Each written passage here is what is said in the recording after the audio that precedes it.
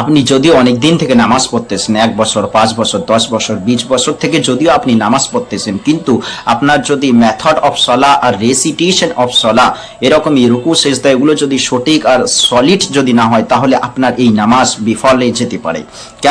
কেননা এই method of সলা অর্থাৎ নামাজের যে সুন্নত তরিকা, নামাজের যে নিয়ম, নামাজের যে পদ্ধতি, সেটা যদি কোনো ব্যক্তির জানা না থাকে আর সে ব্যক্তি নামাজ রেগুলার পড়ে যাচ্ছে, কন্টিনিউ করে যাচ্ছে, নামাজ তো পড়তেছে, কিন্তু তার যে সুন্নত তরিকা হুজুর সাল্লাল্লাহু আলাইহি ওয়াসাল্লাম যেভাবে নামাজটাকে পড়তে বলেছেন, যেভাবে নামাজকে আদা করতে বলেছেন, তার সেটা জানা নেই আর সে নামাজ পড়তেছে, তো বলা হয়েছে তার এই নামাজ আল্লাহ তাআলার এখানে গ্রহণযোগ্য হবে না। আমি নামাজ পড়বো, তা আমি কিভাবে নিয়ত করতে হবে, কিভাবে নামাজের জন্য দাঁড়াতে হবে, আমার যদি সেটাই জানা না থাকে, এই জন্য প্রথমত আমরা যখন নামাজ পড়বো তো আমার নিয়ত এই থাকবে যে আমি মনে করেন যদি জোহরের নামাজ পড়তেছি তো জোহরের নামাজের নিয়ত করতে হবে। এরকমই যখন আমি নামাজ শুরু করব তো তখন আমাকে নামাজ শুরু করার পরে নিয়ত যদি করি তারপরে আমাকে কি করতে হয়, সারা ওগায়রা পড়ার পরে আমাকে কিরাত করতে হয়, তো সেটাকে বলা হয় রেসিটেশন অফ সলা। অর্থাৎ নামাজের মধ্যে যে কেরাত সেটাকে সলিড হওয়া খুবই জরুরি। আমি কেরাত করতেছি কিন্তু আমার এই কেরাত সঠিক নয়। বলা হয়েছে যদি কোনো ব্যক্তি নামাজ পড়তেছে তার এই কেরাত মনে করেন শুরু করলো নামাজ আর সে ব্যক্তি একদিন দুদিন চললো, ভুল অল্প একটু আছে সেটা চলছে, কিন্তু একদম এভাবেই কন্টিনিউ নামাজটা রেগুলার এভাবেই নামাজটা করে যাচ্ছে, বলছে এরকম ভাবে যদি কোনো ব্যক্তি ভুল কেরাত করে যায়, ভুল রেসিটেশন অফ সলা যদি করে যায়, তো তার এই নামাজ আল্লাহ তাআলার এখানে গ্রহণযোগ্য হবে না। নামাজের মধ্যে এই কেরাতটা খুবই একটা ইম্পর্টেন্ট আর গুরুত্বপূর্ণ জিনিস। আজকাল আমরা যদি দেখি তো আমাদের এই দিকে কি হয়, নামাজ তো অনেকেই পড়ে, নামাজ পড়নেওয়ালা মুসল্লিন অনেক, কিন্তু যদি নামাজের ব্যাপারে যদি খুঁটিনাটি দেখা যায় যে নামাজ আপনি পড়তেছেন, আপনি কি নামাজের মেথড জানেন, আপনি কি নামাজের রেসিটেশন আপনার ঠিক আছে, সলিড আছে, এ সম্পর্কে যদি প্রশ্ন করা হয় তো এ সম্পর্কে দেখবেন একদম এমন কমি আর এমন নাকিস বলা যায়। তো এই জন্য আমাদের জন্য জরুরি যে আমরা যে এই নামাজটা পড়তেছি আমাদের মেথডটাকে ঠিক হওয়া খুবই জরুরি।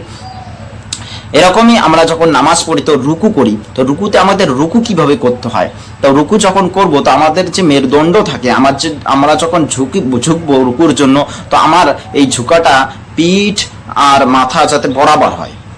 কোনো সময় দেখবেন রুকু করতেছে তো মাথা উপরে চলে যায়, বা কোনো সময় দেখবেন রুকু করতেছে মাথা একদম নিচে চলে, এটা কিন্তু সুন্নত তরিকা নয়।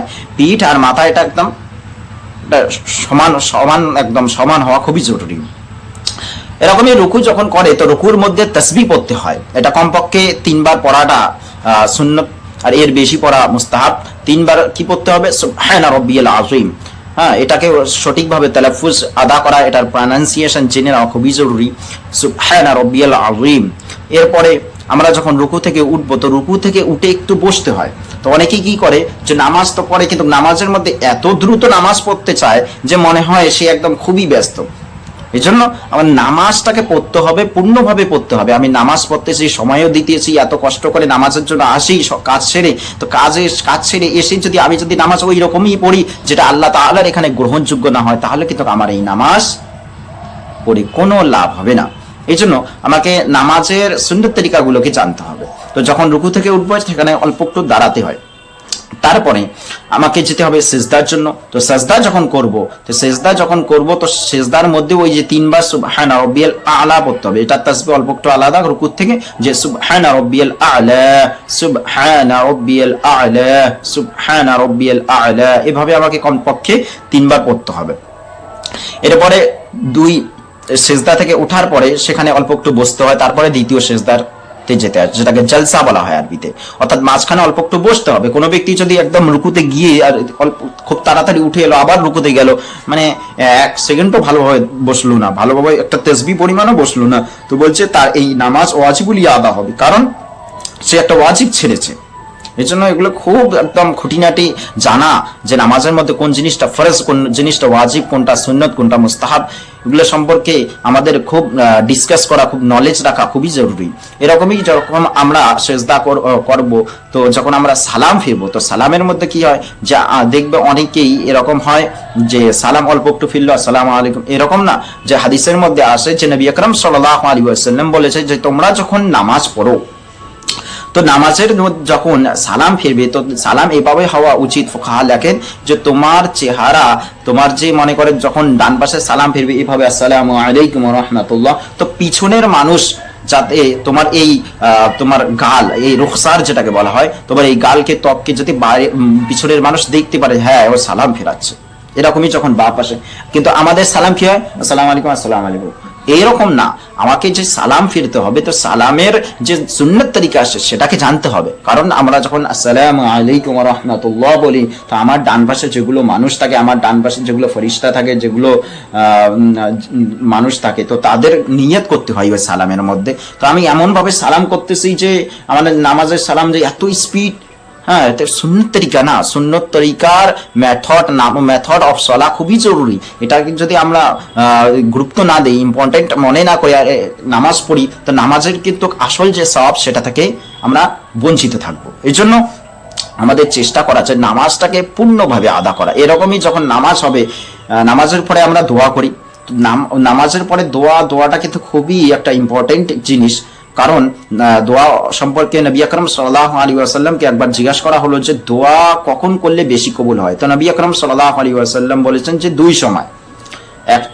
তার মধ্যে থেকে এক সময় হলো যে ফরজ নামাজের পরে, অর্থাৎ কোনো ব্যক্তি যদি ফরজ নামাজের পরে আল্লাহ তাআলার দরবারে যদি হাত ওঠায়, তো সে যদি জায়েজ তামান্না যদি আল্লাহ তাআলার কাছে চায়, তো ইনশাআল্লাহ আল্লাহ তাআলা সেটাকে কবুল করবে। সেখানে তখন দোয়া কবুল হওয়ার মুহূর্তটা খুবই একটা ভালো মুহূর্ত।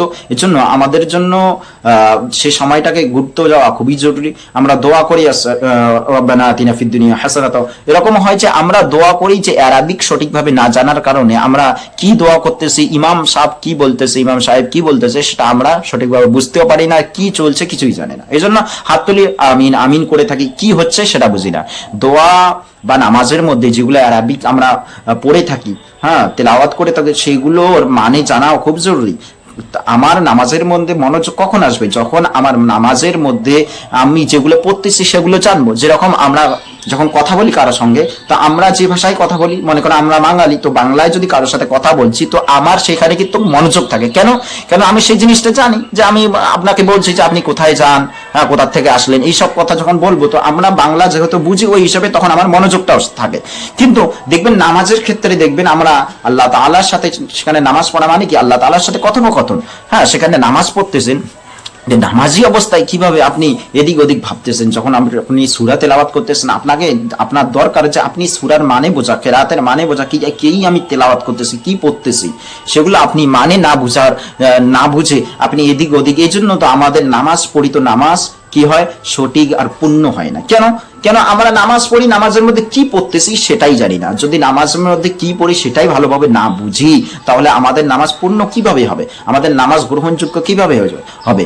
এই জন্য আমরা যেগুলো পড়ি সেগুলোর মানে বোঝার খুব চেষ্টা করা। এই জন্য নবী আকরাম সাল্লাল্লাহু আলাইহি ওয়াসাল্লাম বলেছেন যে তলাবুল ইলমি ফরিজাতুন আলা কুল্লি মুসলিম, যে ইলম হাসিল করা, নলেজ আর এডুকেশন, দ্বীনি ইলম হাসিল করা, এটা প্রত্যেক নর-নারীর জন্য ফরজ। এটা ফরজ করা হয়েছে আর ফরজ আইন করা হয়েছে। কিন্তু আজ আমরা মুসলমান হয়ে কোরআন থেকে দূরে, হাদিস থেকে দূরে, শরিয়াত থেকে দূরে, ইসলাম থেকে দূরে।